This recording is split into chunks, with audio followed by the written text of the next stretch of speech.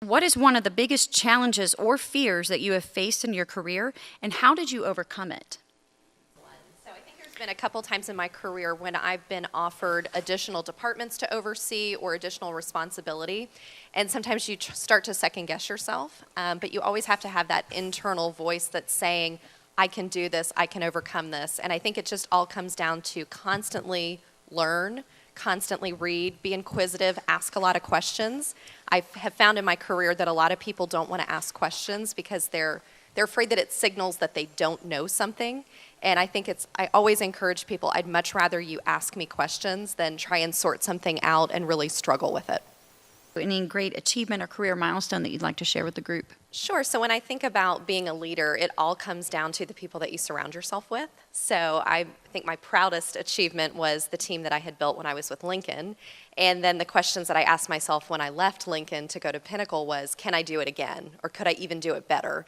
So I think it was one of those joining Pinnacle, coming up with what's the DNA that I'm looking for in those people that I'm going to hire? What are the characteristics that I'm looking for, and how can we build a team around that? And really building a diverse team that thinks a little bit different. I know a lot of us talk about finding like-minded people. My strategy is to really find people that think a little bit differently and maybe challenge my thoughts. So it not only grows me, but it also grows them. What was a risk that you took in your career that really paid off? Sure. So I think kind of piggybacking on my last answer, I had been with Lincoln for 15 years, and I was entrenched in that culture. I used to say our colors were green, and then we changed to blue, but that we would bleed green, that it was something that I had grown up in my career with. And so it was a big risk for me to leave that environment where I had that comfort, where I had respect in the organization, and decided to take the leap. I decided that I kind of wanted to do something from scratch and build 2 different departments or 3 different departments that I oversee from scratch and hire a team and put the platform and the people in place. So it was definitely a risk, and it's absolutely paid off. I've been getting a lot of questions over the last couple of months about our training service. It's not a commercial for that, but because a lot of you touch on the training component of your company, I wanted to pose it to you guys. It seems that the biggest challenge that companies of much size in our industry have with training is deploying it. You're so widespread. Some of your companies cover 45 states, and your training staffs are not big enough to accomplish what needs to be done, and many of the people who are calling me in their mind. So I just like to kick that out there, because when we're talking about culture, if we can't effectively train our people what our culture is and start putting some of those aspects of our culture in front of our people, it's pretty difficult to create that culture on a widespread basis and really have it set in. So I know that's kind of a big question, and some of the answer may touch on technology and things like that. So I'd love to hear if that's the answer. If it's technology, we struggle using technology to effectively deliver leasing skills training. We just don't think it works. We've tried a lot of it, so we think that the hand-to-hand combat is the way to do it, but that's very difficult to do. So that's kind of the challenge that I'd love to hear the thoughts on. Thanks. Thank you, Rick. And I think we'll start off with Jennifer. Sure. Yeah, I'd be happy to answer that, Rick. So when I joined Pinnacle, they were doing and facilitating training 100% via WebEx or through technology, so on demand or WebEx. And I think my very first day, at the end of the day, I had to come into the boardroom and talk to the executive team about my observations, which is a little intimidating after one day on the job for my 3 departments to say, what's the one key takeaway? What's the one change that I want to make? And with training, I was very passionate that in-person training had to take place. You absolutely cannot teach somebody to sell over WebEx. It's just not possible. So I think there is that challenge that every new, we have 4,000 employees, so we have leasing professionals starting nearly every day.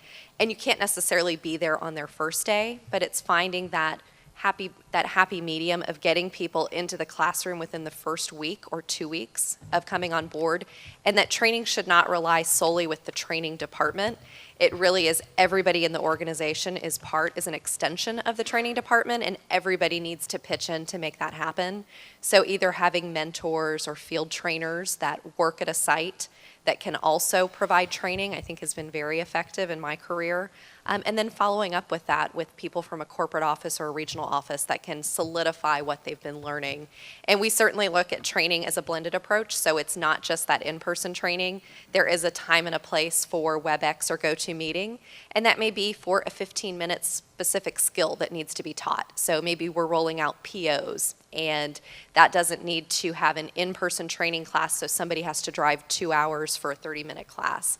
So utilizing that type of thing, also online training on demand when it's convenient for the employee, and then also really building that database of videos. So having people within the organization create the videos. We've kind of gotten away from the fact that everything has to be professionally produced in order for it to be live. So allowing one of my coworkers to, on the fly, create a quick how-to, and then posting that up through a learning management system. So it's definitely a blended approach, and it is a challenge that we face. How do you get people on board when they've already rejected the idea and they're not on board? And can that even happen? And then two, like, what have you maybe learned to do differently in your process? And I would just say that I oftentimes don't like to take no for an answer, so I like to go back and repackage things. So if I know that I have to self-reflect and say, maybe the way that I pitched that idea didn't resonate with the people, with the audience. Maybe I was only talking about what was in it for me instead of what was in it for them. Mm-hmm. So I always self-reflect, go back and repackage that idea and ask for another opportunity. And another thing I found to be very beneficial is to make other people think it's their idea instead of your own. I know. You tend to get buy-in much quicker. Much quicker. I have a little piggyback on that, Jennifer. So in terms of, say, we pitch it, right? It doesn't go over very well. So then we go back and we adjust the pitch. But do you go back and adjust the idea? Do you go back and adjust the direction sometimes as well? I would say no, that if I'm very passionate about the idea, I just need to repackage what's in it for the end user that I'm selling. Okay. Mm-hmm. Okay. And I think, too, to piggyback on what Amy said, is a lot of people, oftentimes they don't buy in because it's change, and change is difficult. And again, it goes to trust and credibility. And you sometimes have to put your neck out on the line and tell people that I need you to trust me on this, and then be open to listening to feedback if it doesn't work out. My question is about finding new professional talent in our industry. So I'm on a local board out of St. Louis, our state board, and then I do a lot with the National Apartment Association. One of the things I keep hearing as a common theme is finding that new outlet or inlet for talent with our industry. We've made the joke, we've all fallen into this. A lot of us have. I've noticed there's a few universities that are starting to add programs in real estate in our profession, but I'm asked this question so much: where do I find this new blood, this new leadership, this new talent in your industries and where you're at around the country? Are you seeing more programs to develop new people to come into our industry, new leadership? Are you seeing it? Because we're seeing it a little bit, but not as much as I think we should. I would say NAA is really doing a great job. They're working with their apartment careers committee, and they've put out a website to really draw people in. They've done a lot of videos, put a lot of collateral out there, and they're working with DECA, which is encouraging high school students to get into our careers.